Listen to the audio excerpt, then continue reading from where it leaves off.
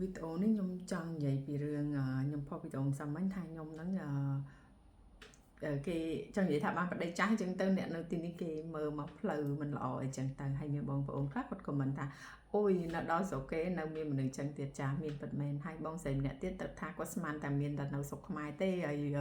នៅស្រុកគេក៏មានដែរចាមានបងប្អូននៅទីណាក៏មានដែរករណីអញ្ចឹងចាគាត់ថាមានច្រើនមានតិចតែនៅស្រុកនេះគឺចង់និយាយថាករណីហ្នឹងគឺមានដែរចាមានហើយប៉ុន្តែអារឿងផ្សេងគេអត់រិះគន់ទេដោយសារតែគេរិះគន់ទៅលើរឿងបែបហ្នឹងដោយសារតែនៅទីនេះទម្លាប់គឺគេអត់ស្រឡាញ់គេអត់យកគ្នាទេមនុស្សដែលមានអាយុខុសគ្នាឆ្ងាយចាខុសគ្នាឆ្ងាយគឺគេអត់យកទេហើយទី2ដោយសារតែមានស្រីអាស៊ីយើងជាច្រើនដែលមកនៅទីនេះឬក៏ពេលបរោះបរទេសហ្នឹងទៅអាស៊ីបោកប្រាស់ជនជាតិគ្នាគាត់ហ្នឹងចាអញ្ចឹងហើយធ្វើឲ្យគាត់វាតម្លៃស្រីអាស៊ីហ្នឹងអត់ល្អទេចាមិន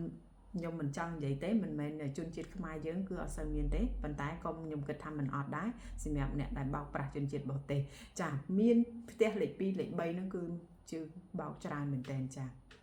ទី1គឺគាត់យល់ថាជនជាតិអាស៊ីយើងគឺស្រឡាញ់មនុស្សជនជាតិគាត់មិនគិតពីអាយុរូបរាងពណ៌សម្បុរអីពូជសាសពណ៌សម្បុរអីអញ្ចឹងទៅដោយសារតែស្រឡាញ់ចង់បានលុយទី1គឺលុយទី2គឺចង់ផ្លាស់ប្ដូរជីវភាពរបស់ខ្លួនឯងចាតែមានលុយផ្លាស់ប្ដូរជីវភាពឯងបងប្អូនពីក្រតែមានទេចាហើយទី3គឺស្រឡាញ់ដើម្បី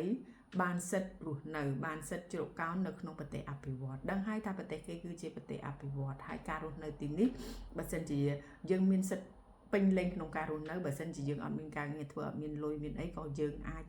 រស់នៅបានដែរដោយសារតែមានរដ្ឋគេ support អញ្ចឹងហើយគេគិតថាយើងមកនៅទីនេះមកយកបរោះមនុស្សចាស់មនុស្សដែលខុសគ្នាឆ្ងាយជួនកាលគេគិតថាយើងមិនស្រឡាញ់ទេយកដើម្បីមកបានរស់នៅបានសិទ្ធិរស់នៅហើយវាជាបទពិសោធន៍វាមានពិតមែនស្រីអាស៊ីយើងគឺធ្វើបែបហ្នឹងមែនចាខ្ញុំមិននិយាយពីខ្មែរទេវានិយាយពីផ្ទះលេខ2និងផ្ទះលេខ3គឺច្រើនមែនតើចាជនជាតិថៃនិងពីពីចាគឺមានករណីបែបហ្នឹងអញ្ចឹងហើយធ្វើឲ្យគេវាតម្លៃស្ត្រីទាំងអស់ដែលនៅមកពីអាស៊ីមិនខុសគ្នាប្រហែលទេគឺដូចតែគ្នាទេចាគឺយកមកដើម្បីតែចង់មករស់នៅមិនមែនស្រឡាញ់គាត់ទេសម្រាប់ខ្ញុំនិងគ្រួសាររបស់ខ្ញុំនិងប្តីរបស់ខ្ញុំស្រឡាញ់គាត់ដោយស្មោះត្រង់ចាហើយបើនិយាយពីរឿងលុយគឺគាត់អត់មានលុយទេចាមិនមានជាអ្នកមានទេចាហើយប្តីខ្ញុំទី1គឺប្តីខ្ញុំស្រឡាញ់គាត់ទី1គឺគាត់ឲ្យតម្លៃខ្ញុំគឺគាត់ជួបខ្ញុំភ្លាមគឺគាត់3ថ្ងៃក្រោយគឺគាត់សុំខ្ញុំរៀបការគាត់ប្រាប់ខ្ញុំថាឲ្យខ្ញុំនឹងប្រាប់ឪពុកម្ដាយតើត្រូវ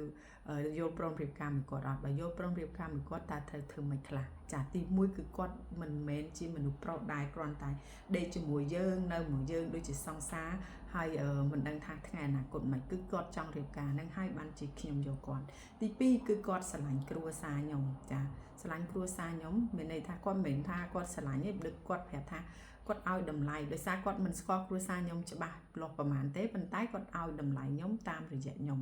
គាត់ខ្ញុំប្រាប់ទៅអូគាត់ឲ្យតម្លៃគាត់ថាគ្រួសារខ្ញុំល្អអញ្ចឹងហើយបានជាគាត់ស្រឡាញ់គ្រួសារម៉ែឪខ្ញុំចាចំណុចទាំងអស់ហ្នឹងហើយគឺខ្ញុំយកគាត់ហើយបើនិយាយពីរឿងស្រឡាញ់គ្រួសារបរោះណាក៏ដោយបរទេសឬខ្មែរក៏ដោយបងប្អូនកុំតែខ្វល់ច្រើនពេកថាគេស្រឡាញ់គ្រួសារយើងអត់មិនស្រឡាញ់អត់សំខាន់ទៅលើយើងទេចាបើគេមិនស្រឡាញ់គ្រួសារយើងត្រូវតែស្រឡាញ់គ្រួសារយើងត្រូវតែឲ្យតម្លៃគ្រួសារយើង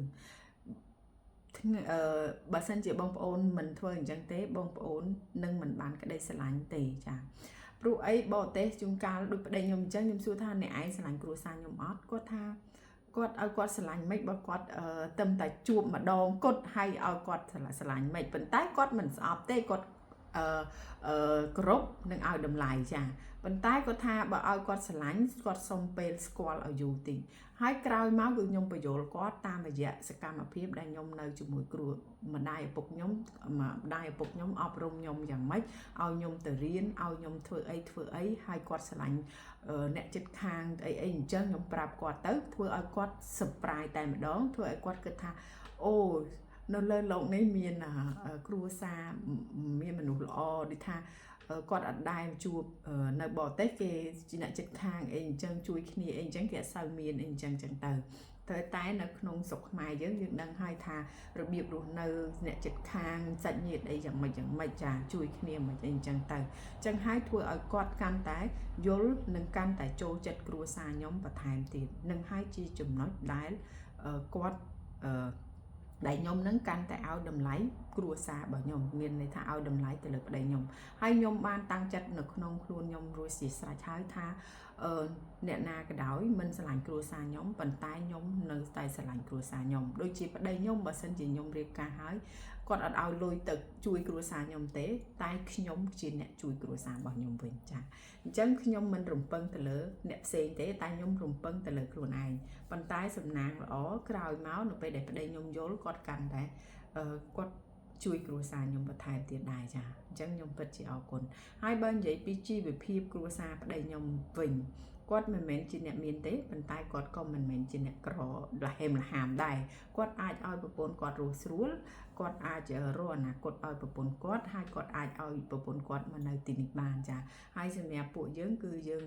ជួយគ្នារកស៊ីដើម្បីទៅមុខចាហើយយើងមាន business ទូចមួយដើម្បីរកទៅមុខជាមួយគ្នាចាឃើញតែខ្ញុំរវល់គឺខ្ញុំរកជាមួយគាត់នឹងឯងចា